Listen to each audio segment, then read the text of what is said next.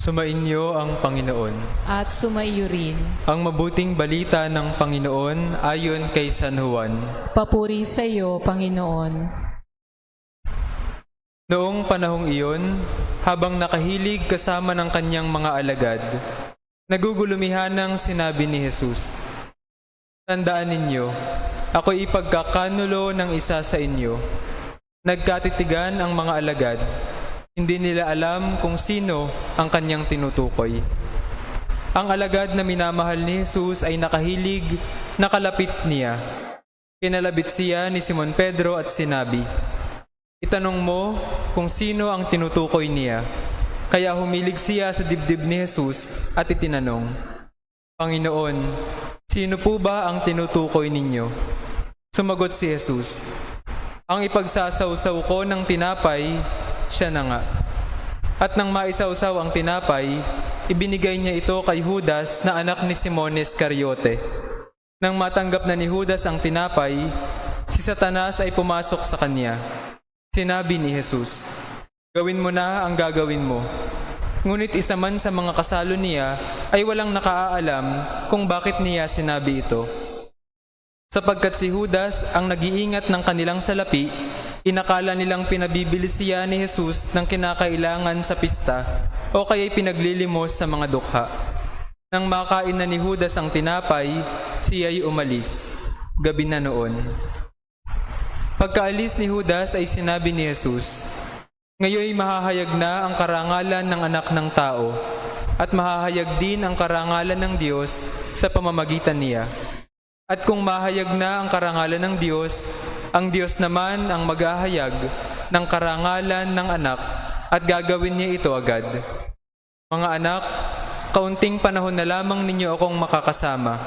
Hahanapin ninyo ako, ngunit sinasabi ko sa inyo ngayon, ang sinasabi ko sa mga Hudyo, hindi kayo makapupunta sa paroroonan ko." "Saan po kayo pupunta, Panginoon?" tanong ni Simon Pedro. Sumagot si Jesus, "Sa paroroonan ko'y hindi ka makasusunod ngayon, ngunit susunod ka pagkatapos."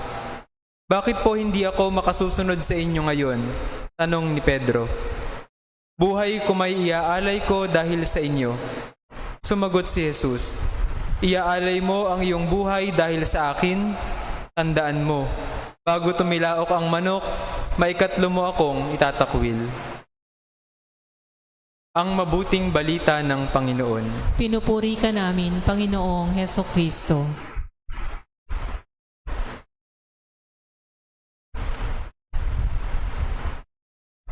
Habang tayo'y papalapit sa puso ng mga mahal na araw, hinahanda tayo ng inang simbahan sa ating mga liturhiya at sa ebanghelyo natin ngayon, mistulang tumatalo ng eksena sapagkat tayo'y dinadala sa huling hapunan.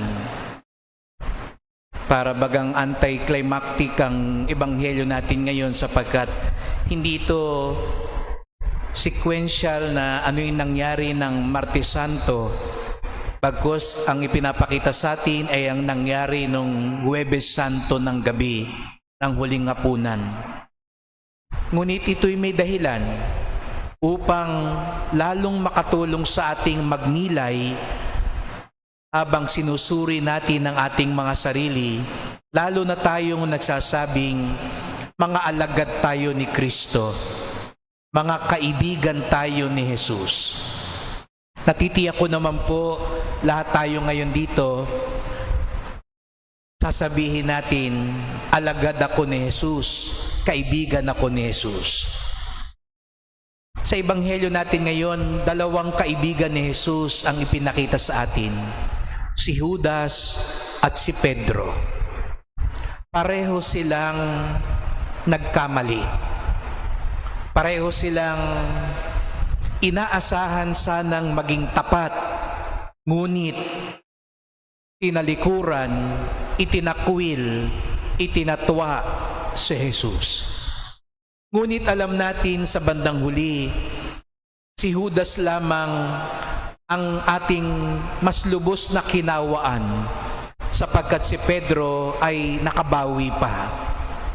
Kaya't Ngayong naghahanda tayo sa pinakapuso ng mahal na araw, ito yung ating ipagdasal na matulad tayo kay Pedro.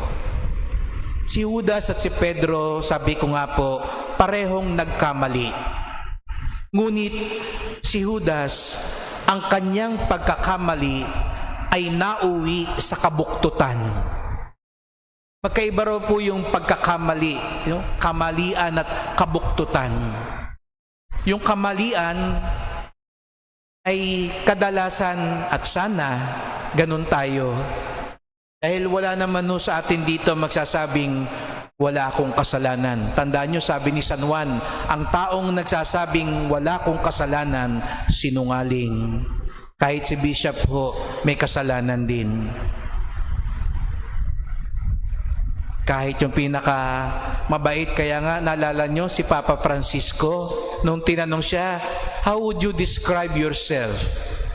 Ang sagot ni Papa Francisco, ako'y makasalanan. Lahat tayo may kahinaan, may kamalian.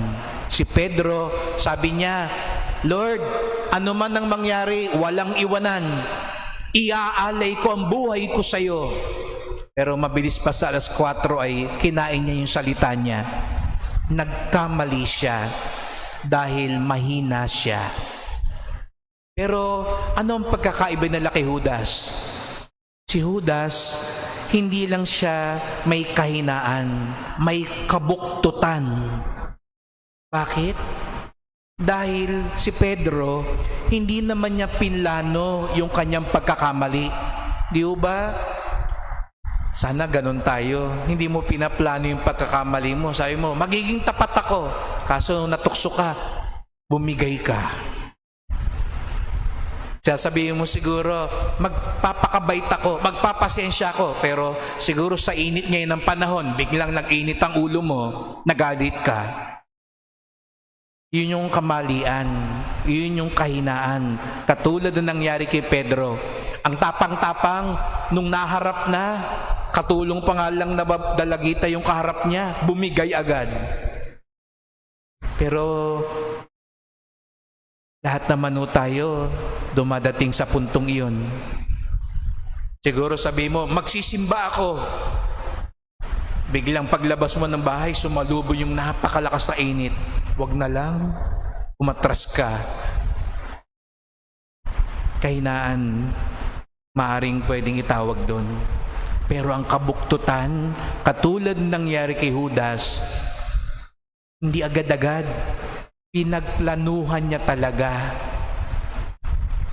yung ginawa niyang masama. Hindi katulad ni Pedro na siguro bugso ng damdamin, dala ng kahinaan. Kay Judas, talagang alam niya, simulat sa pool pa lang ang gagawin niya. Kaya nga sabi ni Jesus, isa sa inyo ang magkakanulo sa akin. Alam na ni Jesus, may nagpaplano.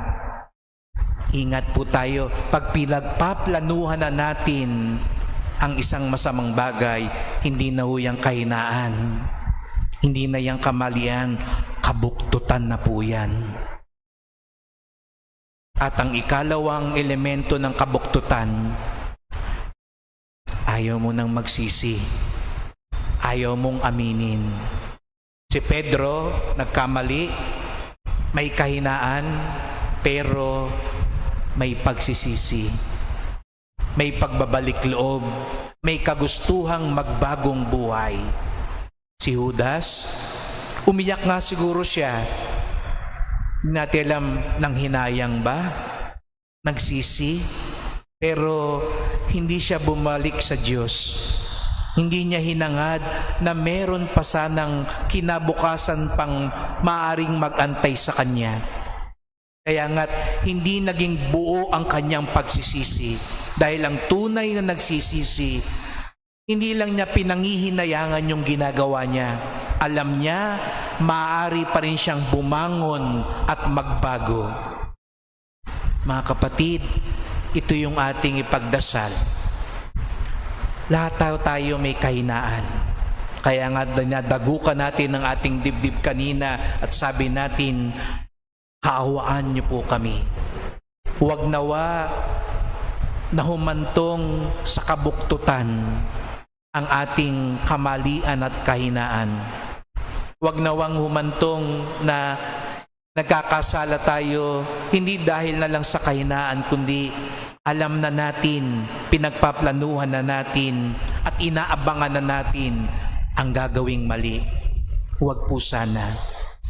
Kung yan ay nangyayari na ngayon sa atin, magbalik loob tayo sa Diyos. Ialay natin ang tunay na pagsisisi. At ang pagsisisi ay hindi lamang panghihinayang sa nagawa nating mali, kung hindi pagbuo ng sarili na makababangon tayo at makapagbabagong buhay tayo.